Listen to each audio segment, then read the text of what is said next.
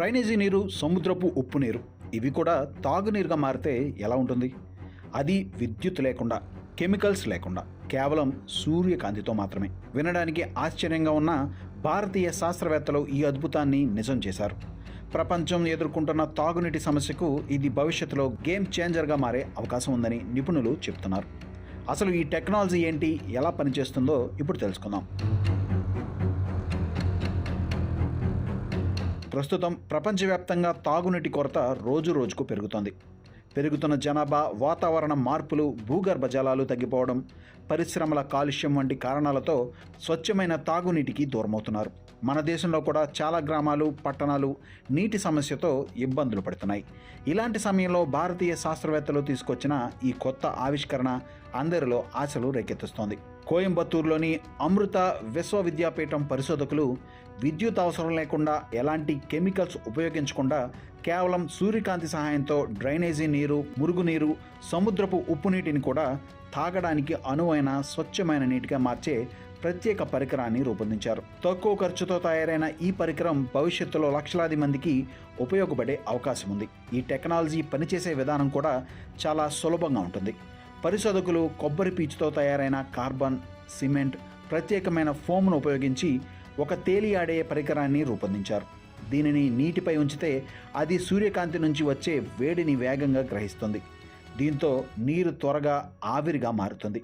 ఆ తర్వాత ఆ ఆవిరిని చల్లబరిచి మళ్ళీ ద్రవ రూపంలోకి మార్చి స్వచ్ఛమైన తాగునీరుగా సేకరిస్తారు. இப்போல்லாம் பல ஃபேக்ட்ரிஸ் எல்லாம் வந்துட்டு இருக்கனால அந்த கிரவுண்ட் வாட்டருங்கிறது ரொம்ப டேமேஜ் ஆகிட்டு இருக்குது.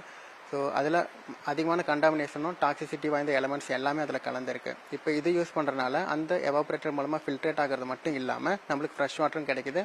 கூடவே என்னென்ன எலமெண்ட்ஸ் இருக்கோ அது ஃபில்டர் ஆகி நம்மளுக்கு கிடைக்குது.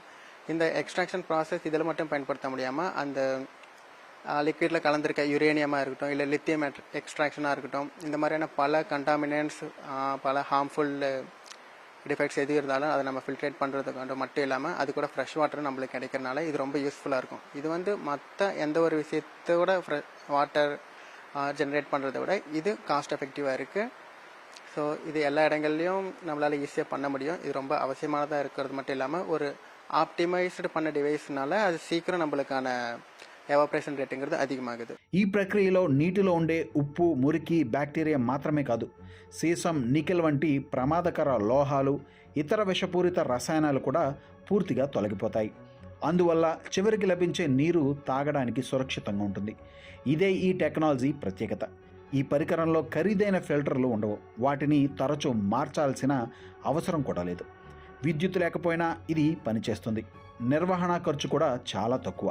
అందుకే విద్యుత్ సౌకర్యం సరిగ్గా లేని గ్రామాలు, సముద్ర తీర ప్రాంతాలు, కరువు ప్రాంతాలు, ప్రకృతి విపత్తులు సంభవించే ప్రాంతాల్లో కూడా దీనిని సులభంగా ఉపయోగించే అవకాశం ఉంది. ఈ టెక్నాలజీని ఇప్పటికే కేరళలోని కొన్ని ప్రాంతాల్లో పరీక్షించారు. ఉప్పు నీరు, బ్యాక్టీరియా కలిసిన నీటిని విజయవంతంగా శుద్ధి చేసి మంచి ఫలితాలు సాధించారు. అంతేకాదు, అమృత విశ్వవిద్యాపీఠం తమ క్యాంపస్లలో కూడా ఈ విధానాన్ని ఉపయోగిస్తూ వ్యర్థ నీటిలో దాదాపు 73% నీటిని తిరిగి వినియోగిస్తోంది. దీంతో ఈ టెక్నాలజీ ప్రయోగశాలకే పరిమితం కాకుండా ఆచరణలో కూడా విజయవంతమైందని నిరూపితమైంది. భవిష్యత్తులో ఈ టెక్నాలజీ మరింత అభివృద్ధి చెందితే తాగునీటి సమస్య ఉన్న గ్రామాలకు, తీర ప్రాంతాలకు, పరిశ్రమల వల్ల నీరు కలుషితమైన ప్రాంతాలకు ఇది గొప్ప వరంగా మారే అవకాశం ఉంది. తక్కువ ఖర్చుతో ఎక్కువ మందికి స్వచ్ఛమైన తాగునీటిని అందించడంలో ఈ పరికరం కీలక పాత్ర పోషించవచ్చని శాస్త్రవేత్తలు చెబుతున్నారు. We are actually developing some interfacial solar evaporator to evaporate the water. Now, after evaporating the water, we can condense the water. That evaporated water we can condense and we can get a pure water from impure water, or we can generate a pure water from the sea water. So, if you keep a water in direct sunlight, water can evaporate. But that evaporation process will be very slow. What we are doing, we are putting some nanoporous layer on the top of the water. So this nanoporous layer actually harvesting the solar energy, the energy coming from the sun, and they help the water to evaporate from the water surface. ప్రకృతి ఇచ్చిన సూర్యకాంతిని వినియోగిస్తూ వ్యర్థ నీటిని తిరిగి ఉపయోగపడేలా మార్చిన ఈ make in India ఆవిష్కరణ నిజంగా భారతీయ శాస్త్రవేత్తల ప్రతిభకు నిదర్శనం. భవిష్యత్తులో ప్రతి గ్రామంలో, ప్రతి ఇంటిలో ఇలాంటి పరికరాలు అందుబాటులోకి వస్తే తాగునీటి సమస్య చాలా వరకు తగ్గే అవకాశం ఉంది. ఇది కేవలం ఒక టెక్నాలజీ మాత్రమే కాదు, రాబోయే తరాలకు స్వచ్ఛమైన నీటిని అందించే ఆశాకిరణం కూడా.